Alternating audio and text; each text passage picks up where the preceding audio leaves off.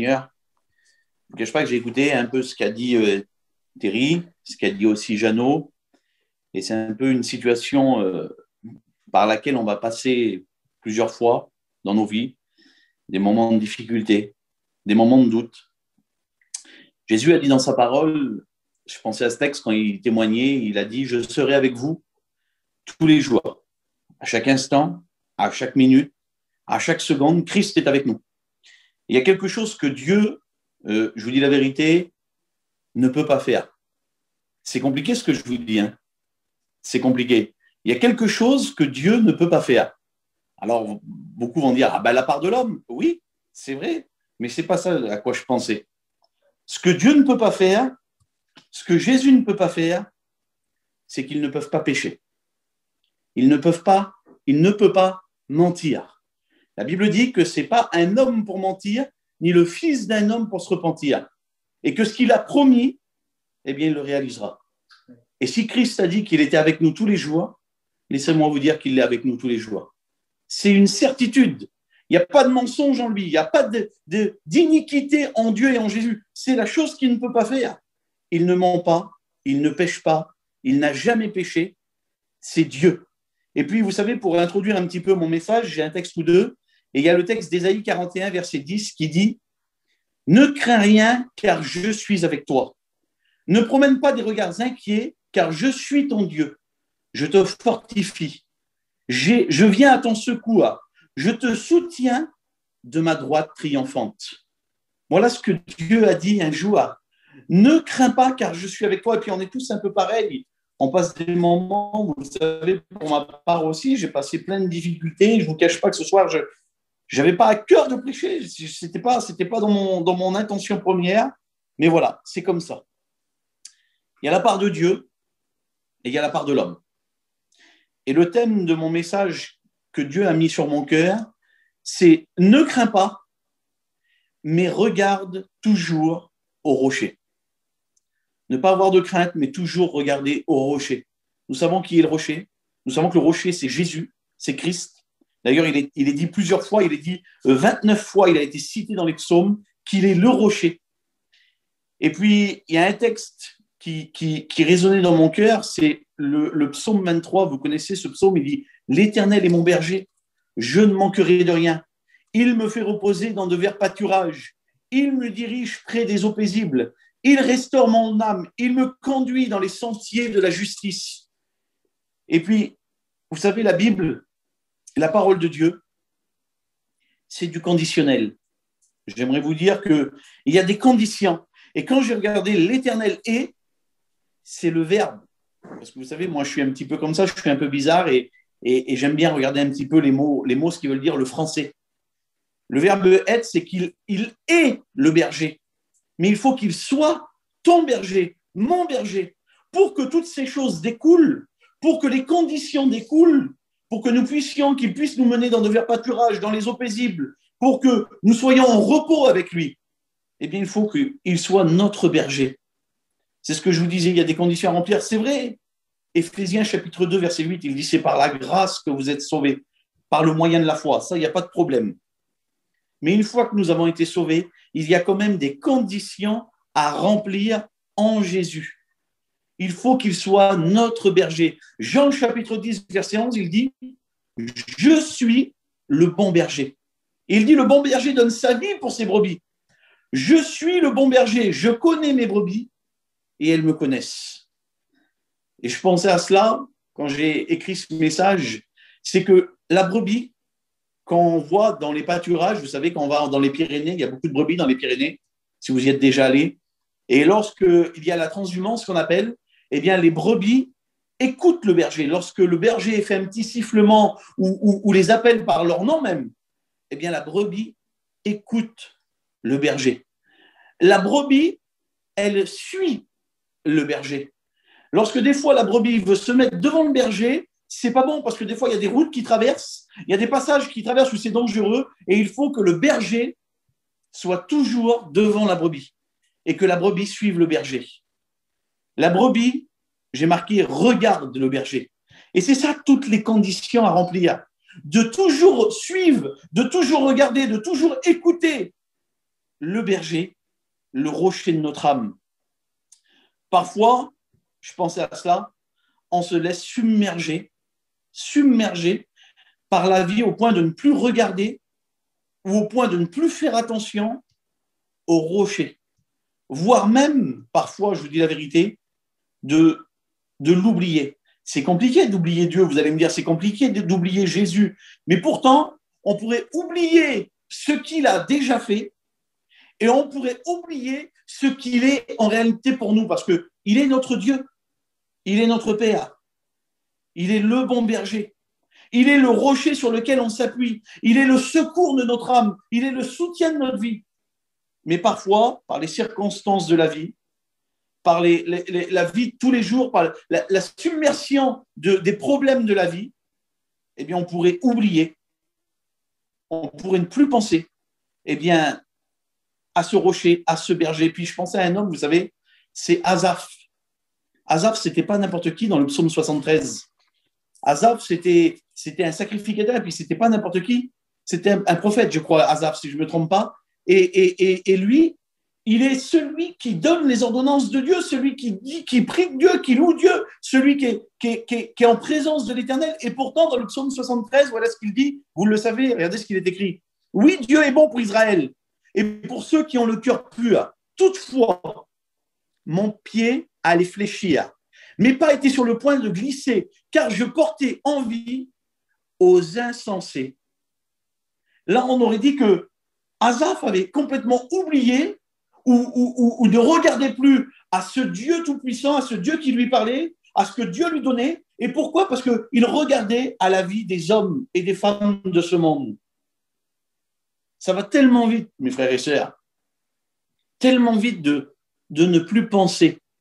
Vous avez vu aujourd'hui nos affaires? Une journée, c'est pas assez long.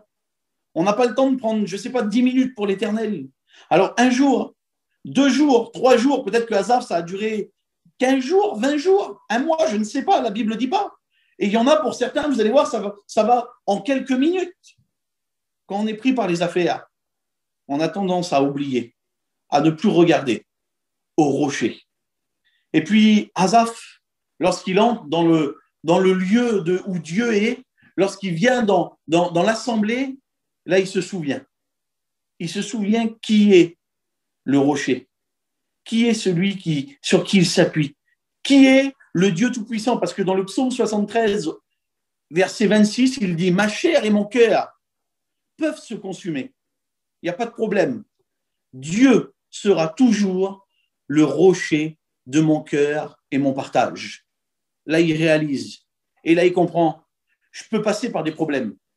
Je peux passer par des difficultés. Il dit, ma chair et mon cœur peuvent se consumer. Je peux avoir des difficultés, ça peut être dur pour moi. Mais malgré tout, l'Éternel sera toujours le rocher de mon cœur, le rocher de son cœur. Il avait réalisé à ce moment-là qu'est-ce qui était pour lui, qu'est-ce qui était le rocher pour lui. Mais des fois, vous savez, on va plus loin que ça. On peut faire des compromis avec le monde et ne plus penser au rocher. Même pour des choses simples. Je pensais, vous savez, à Marthe, lorsque Jésus vient dans sa maison. C'est vrai que Marthe, c'est une femme terrible, il n'y a pas de problème. Marie, elle a choisi la bonne part, on parle toujours de Marie, c'est vrai, parce qu'elle est au pied de Jésus, elle. Et puis Marthe, qu'est-ce qu'elle fait? Eh bien, elle est là aux tâches ménagères. Vous savez, il y a un frère qui a dit quelque chose un jour. Il a dit, ne confondons pas les tâches matérielles avec notre vie cachée. On peut pas faire que des tâches matérielles, que vivre dans nos affaires en oubliant notre vie spirituelle. Et elle faisait peut-être bien, il n'y a pas de problème, parce qu'elle essayait peut-être de faire à manger, à s'atteler à la tâche. Et elle dit à Jésus, elle dit, regarde, c'est moi qui fais tout, Seigneur. Avec mes mots, je m'excuse, hein. Je ne prends pas le texte exact, mais je vous le dis. C'est moi qui fais tout. Et puis elle, Marie, elle ne fait rien du tout. Elle est là, elle est à côté de toi. Et qu'est-ce qu'il dit, Jésus? Elle a choisi la bonne part. Tu t'agites pour beaucoup de choses. Et elle avait oublié, mais vous vous rendez compte, elle n'avait même pas en vision que Dieu, que Jésus, que le Christ vivant sur la terre était là, dans sa maison, à côté d'elle. La vitesse pour oublier. La vitesse pour ne plus faire attention au rocher. Ésaïe, chapitre 51, verset 12. Il dit, c'est moi qui vous console. Qui es-tu pour avoir peur de l'homme mortel? Et tu oublierais l'Éternel qui t'a fait, qui a étendu les cieux et fondé la terre. Vous savez, des fois, on a des craintes pour le vêtement, des craintes pour la nourriture, des craintes pour le lendemain, des craintes pour qu'est-ce qui va arriver pour nos enfants, des craintes pour qu'est-ce qu'on peut avoir pour nos enfants plus tard, qu'est-ce qu'on peut acquérir, des craintes pour toutes les choses du monde. Mais il dit, l'Éternel, tu oublierais l'Éternel qui t'a fait, tu oublierais l'Éternel qui t'a sauvé, tu oublierais l'Éternel qui t'a donné, l'Éternel qui a étendu les cieux et fondé la terre. Mais vous ne voyez pas le Dieu que nous avons. Ce n'est pas un petit Jésus, mes frères et sœurs, encore tout petit dans la crèche. Non, on a le Dieu tout-puissant, l'Éternel des armées qui est avec nous. Deutéronome chapitre 8, verset 11, il dit « Garde-toi d'oublier l'Éternel, ton Dieu, au point de ne pas observer ses commandements, ses ordonnances et ses lois que je te prescris aujourd'hui. » Quelle importance! Quelle importance de ne pas oublier les lois et les ordonnances de Dieu, de ne pas se faire notre évangile, notre façon, d'oublier l'Éternel et de peut-être se dire même « Ah ben Dieu est comme ça, parce que moi j'aime bien être comme ça, alors il doit être comme ça. Ah ben Dieu est amour. » Oui, Dieu est amour, il n'y a pas de problème. Mais Dieu est un Dieu juste. Et il jugera, la Bible dit, il juge avec justice. Faisons attention, mes frères et sœurs, de ne pas oublier à tel point d'avoir une crainte d'oublier le rocher. Riche ou pauvre, souvent de fois, quand on a reçu ce que nous voulons, vous savez, j'ai remarqué ça, quand on passe par les problèmes, par les difficultés, par la séparation et par toutes ces choses, on s'approche de Dieu, on est près de Dieu. Quand on a un besoin dans notre vie, mais un besoin, je l'ai eu fait, vous le savez, pour moi, pour mon petit, pour mon Zacharie, et puis il y en a plein d'autres qui l'ont fait. Et puis je vois des chrétiens qui l'ont eu fait aussi. Ils prient, ils sont consacrés, ils se mettent à part, ils sont à genoux parce qu'ils ont besoin de ça, parce qu'ils désirent cette chose, parce qu'ils veulent qu'un tel se convertisse, que leur mari, que leur femme se convertisse, que leur enfant se convertisse, avoir quelque chose dans leur vie. Et lorsqu'ils reçoivent ce qu'ils ont voulu, eh bien ils ont vite fait de passer et d'oublier. Ça va vite d'oublier. Parfois, ça va tellement vite qu'on ne s'en rend même pas compte. On ne peut même pas s'en rendre compte. Je pensais à ces hommes, vous savez, Actes chapitre 1, verset 9. Ils étaient là, sur le chemin, les apôtres. Ils suivaient Jésus, puis tout à coup, vous savez ce qui s'est passé. Jésus a été enlevé et parti au ciel. Et là, il y a des anges apparaissent et ils leur disent « Pourquoi arrêtez-vous de regarder au ciel ? Ce Jésus qui a été enlevé au ciel du milieu de vous viendra de la même manière. » Vous vous rendez compte, en un instant, pourtant Jésus était avec eux quelques secondes avant. Regardez la vitesse que ça va. Quelques secondes avant, Jésus marchait avec eux. Et puis voilà, en un instant, clac, le Seigneur est parti. L'Éternel est parti dans le ciel. Et là, tout de suite, ces hommes-là, au lieu de continuer à regarder, je ne sais pas, à chercher, moi, je me mettais à leur place, j'ai essayé de réaliser, je me disais, Seigneur, j'aurais peut-être regardé ce qu'il y a de chercher. Non, eux, tout de suite, ils baissent les yeux et ils regardent sur la terre. Pourquoi arrêtez-vous de regarder? Pourquoi arrêtez-vous de regarder au ciel? Voilà ce que dit l'ange à ces hommes. L'ennemi voudrait par tous les moyens ne plus nous faire regarder au rocher. Par tous les moyens. Ève, face au serpent, elle devait regarder, elle devait être cultivée dans le jardin, elle devait être choyée par Dieu, par l'Éternel. Et qu'est-ce qu'a fait le serpent? Eh bien, au lieu de regarder à l'Éternel, il lui a fait regarder l'arbre de la connaissance du bien et du mal. La Bible dit qu'elle vit que l'arbre était beau à la vue et bon à manger. La vitesse pour se détourner du rocher quand quelque chose peut nous attirer. Puis vous savez, si c'est arrivé à un homme qui était homme sur la terre, à Jésus, lui, il ne s'est pas détourné, mais le diable a essayé. À lui aussi de le détourner ses regards. Au Fils de Dieu, à Jésus, à Christ sur la terre, le diable lui dit, regarde tous les royaumes de la terre. Regarde toutes ces choses. Il lui fait regarder pour qu'il voit. Il dit, si tu te prosternes et m'adores, tout ça, je te le donnerai.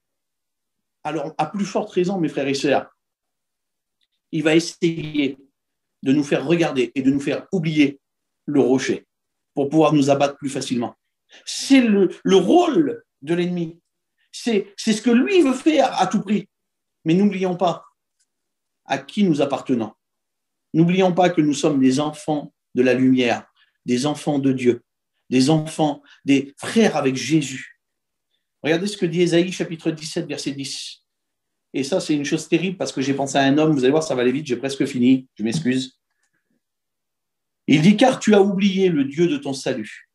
Tu ne t'es pas souvenu du rocher de ton refuge. Aussi, tu as fait des plantations d'agréments. Et puis, vous savez, je pensais à un homme qui a suivi les apôtres. C'est cet homme qui se prénomme Démas. Et il dit, viens vers moi, Timothée, car Démas m'a abandonné pour le siècle présent. Démas, à un moment donné, il arrive dans la ville de Thessalonique. Et j'ai regardé Thessalonique, c'est une ville extraordinaire. C'est une ville avec des colonnes de marbre. J'ai regardé un petit peu, j'ai feuilleté, j'ai regardé un petit peu. C'était une ville, c'était le carrefour du commerce. Il se passait toutes sortes de choses là-bas. Le monde était en plein boom à cette époque-là, à Thessalonique. Les colonnes de marbre étaient énormes, les maisons étaient splendides. Et Démas, lorsqu'il voit tout ça, lui, qu'est-ce qu'il fait? Tellement qu'il est attiré par ces choses, eh bien, il délaisse. Il abandonne complètement l'œuvre de Dieu. Pourtant, un homme qui suivait l'apôtre, un homme qui était avec lui, un homme qui a vu des miracles, un homme qui a vu des choses extraordinaires, eh bien, il a abandonné l'Éternel. Vous vous rendez compte la vitesse que ça va? Il dit aussi, tu as fait des plantations d'agréments. Et ça, mes frères et sœurs, c'est une chose terrible. Vous savez ce que c'est les agréments? Vous savez, vous connaissez ma femme, la Sonia, elle aime bien faire à manger. Elle aime bien faire des plats. Je pensais à ça quand j'ai regardé agréments. Et puis, qu'est-ce qu'elle fait des fois? On lui donne une recette ou elle regarde un livre de recettes. Et quand elle regarde le livre de recettes, eh bien, elle met tous les ingrédients qu'il faut pour la recette. Et puis, de temps en temps, elle ne suit pas la recette à la lettre. Elle dit, tiens, je vais agrémenter. Je vais un peu le faire à ma sauce. Je vais un petit peu mettre quelque chose que moi, ça me plaît. Et pour ça, ça va me faire un goût qui me plaît à moi. Quelque chose de différent. Quelque chose qui ne suit pas vraiment la recette, mais qui la dénature pas vraiment. Et puis, le texte dit, tu t'es fait des plantations d'agréments. Laissez-moi vous dire, mes frères et sœurs, qu'on n'a pas le droit de mettre l'évangile à notre sauce. On n'a pas le droit de mettre des petites choses pour que ce soit plus facile pour nous. Des petites choses, un petit ingrédient supplémentaire. Ça ne va pas vraiment à l'encontre de la doctrine, non, mais on va dire que le chemin, au lieu d'être bien droit, on essaie de le faire un tout petit peu détourné. Et vous savez, quand on met un niveau, parfois, le niveau, la doctrine, c'est le niveau, c'est la règle. Eh bien, au départ, il y a 1 millimètre de différence avec le bout, et au bout du niveau, eh bien, on tombe à 3, 4, 5 cm de différence. Quand on commence à agrémenter, à faire l'évangile à notre sauce, souvent, à la fin, au bout du compte, on oublie le rocher. On ne pense plus au rocher. Et après, eh bien, on tombe dans les soucis, dans les difficultés, puis on n'arrive plus à s'en sortir. Qu'est-ce qui se passe? Qu'est-ce qui m'arrive? Vous savez, agrémenter, ça veut dire accepter, approbation, permission. Quand on ne s'attend plus des fois aux promesses de Dieu, Dieu t'a fait une promesse, Dieu t'a promis des choses, mais le temps dure, le temps passe, et tu ne vois pas cette promesse arriver. Alors tu essayes de faire à ta sauce. Ben, ce n'est pas bon. Je pensais à Abraham, dans Genèse 15. Quel homme de Dieu, Abraham, le père de la foi, celui qui quitte sa famille, qui quitte sa patrie et qui suit l'Éternel aveuglément. L'Éternel lui fait une promesse, il a 75 ans. Il lui dit, tu auras un enfant, ta postérité sera grande. Tu auras une postérité comme les étoiles du ciel, comme le sable de la mer. Si tu arrives à la compter, tu pourras compter ta postérité. Et puis le temps passe, quelques années passent, et puis ils arrivent à un âge avancé. Ils arrivent à 90 ans. Ils avaient 75 ans, Abraham, quand il y a eu la promesse. Il arrive à 90 ans. 15 ans ont passé. Et puis là, vous connaissez la parole de Dieu. Sarah, elle dit, tu vas prendre ma servante et puis tu auras un fils, tu auras une postérité. Ne plus compter sur la promesse que Dieu a faite. Alors on agrémente. Alors on met un petit peu de notre façon à nous. On met un petit peu de notre sauce à nous.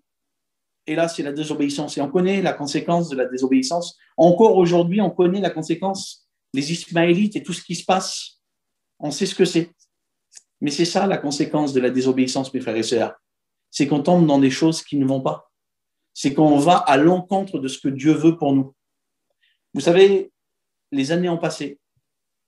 Les années passent et lorsque Abraham a son fils, Isaac, il a 100 ans. 10 ans de plus ont passé. 10 années de plus, il a attendu pour avoir la promesse. 25 ans à partir du moment qu'il a eu la promesse ont passé lorsqu'il a Isaac. Des fois, les années passent, mais il faut continuer à regarder au rocher. On ne voit pas toujours le jour qu'on veut, nous, s'accomplir la promesse de Dieu. Il faut continuer à regarder au rocher. Il ne faut pas s'échapper, s'enlever du rocher. Genèse chapitre 21, verset 8. Vous savez ce que dit Dieu à Abraham? Il dit chasse la servante, chasse Agar et chasse son fils. Fais-les partir. Je te le dis en vérité, aujourd'hui, chasse les plantations d'agrément de ta vie. Aujourd'hui, il faut que tu chasses. Il faut que tu enlèves. Il a fallu que Abraham chasse la Agar et son fils Ismaël pour que la promesse de Dieu s'accomplisse complètement. Il faut que tu chasses les plantations d'agrément que tu as fait dans ta vie. Peut-être ces petites permissions que tu t'es permis. Il faut que tu les chasses. Je te le dis, mon frère, ma sœur. Si tu veux voir la gloire de Dieu, si tu veux t'appuyer réellement sur le rocher, il faut chasser les choses que tu t'es permises dans ta vie. Je te le dis en vérité, je ne sais pas pourquoi. Ésaïe 51, il dit « Écoutez-moi, vous qui poursuivez la justice. » Il dit « Qui cherchez l'Éternel. Portez les regards sur le rocher, d'où vous avez été taillés. » D'où est-ce qu'on a été taillés, mes frères et sœurs? Je vous pose la question. On a été taillés de l'olivier de Jésus-Christ à la croix du Calvaire. Nous sommes des enfants de la grâce, des enfants de Dieu par la mort de Jésus-Christ. Dieu est le rocher et dans son amour, il a compassion de nous, compassion de toi, comme il a compassion de moi. Moi aussi, je passe des difficultés. Moi aussi, je passe des problèmes. Moi aussi, des fois, je me pose des questions, des pourquoi, des comment. Mais les pourquoi et les comment, j'aurai peut-être des réponses dans le ciel avec lui. Aujourd'hui, je vous dis la vérité, je veux regarder au rocher. Je ne veux plus avoir la crainte dans mon cœur et regarder qu'à Jésus. Il dit, ainsi l'Éternel a pitié de Sion. Il rendra son désert semblable à un Éden et sa terre aride à un jardin de l'Éternel. Et quand j'ai regardé ça, mes frères et sœurs, comment on peut rendre un désert quand on a des difficultés, quand on a des problèmes, quand on est en proie au tourment, semblable à un Éden, à une terre aride semblable à un jardin. C'est pas possible. C'est pas possible aux hommes. Mais Dieu est celui, j'ai marqué, qui change la nature des choses. Aux noces de Cana, Jésus a changé l'eau en vin. Aux yeux d'un homme, c'est impossible. Impossible de changer de l'eau en vin. Vous pouvez faire ce que vous voulez. Vous allez chez le plus grand œnologue du monde. Vous lui demandez de changer. Il va te dire, je peux changer du raisin avec une fermentation en vin, il n'y a pas de problème. Ça suit son cours. Ce n'est pas un changement de nature. Mais Jésus, lui, est capable de changer la nature des choses. Il change le mal en bien. Il change les circonstances de ta vie. Où toi, ton cœur est aride, où ton cœur est desséché, où toi, ton cœur, tu crois qu'il n'y a pas de possibilité d'avoir de moyens de consolation. Il est capable de faire de ton cœur un jardin de l'Éternel. Si tu places tes regards en Jésus. Ésaïe 41, 18, il dit « Je ferai jaillir des fleuves sur les collines. » Comment peut-on faire jaillir des fleuves sur une colline? Un fleuve, ça descend, ça ne monte pas. Lui, il fait jaillir un fleuve sur une colline. Il change la nature. Il dit « Et des sources au milieu des vallées. Je changerai son désert en un étang et la terre aride en un courant d'eau. » Et quand j'ai regardé ça, le courant d'eau, mes frères et sœurs, c'est là où l'eau passe. L'eau court dans un courant d'eau. Ça ne s'arrête pas, ça ne stagne pas. Ce n'est pas un étang, ce n'est pas une mare. Un courant d'eau, l'eau, elle est continuelle et permanente en train de courir. Il faut que la parole de Dieu, que la Bible, que la parole, elle court toujours dans ton cœur. Il faut qu'elle traverse, qu'elle continue à courir, qu'elle puisse t'imprégner, t'abreuver. Et si tu as des difficultés, et si c'est dur pour toi, et si tu ne comprends pas les choses, cherche dans la parole de Dieu. Les réponses sont dans la Bible. Tu te mets à genoux, tu pries l'Éternel. Si toi, tu as des difficultés, comme j'ai écouté Thierry, il n'y a pas de problème. Comme moi aussi, j'en ai des problèmes, pas parce que je suis serviteur de Dieu. Eh bien, moi, je trouve ma solution dans la parole et dans la prière. Voilà ce que Dieu peut faire. Voilà ce que l'Éternel peut faire pour toi. Je ne vais pas aller plus loin. J'avais 2-3 autres choses. Mais tout ce que je voulais vous dire ce soir, c'est ne crains pas, mais regarde au rocher. Ne te fais pas de plantation d'agrément, je t'en supplie. Ne fais pas ça à ta sauce, non, ça ira jamais. Tu ne pourras pas y arriver.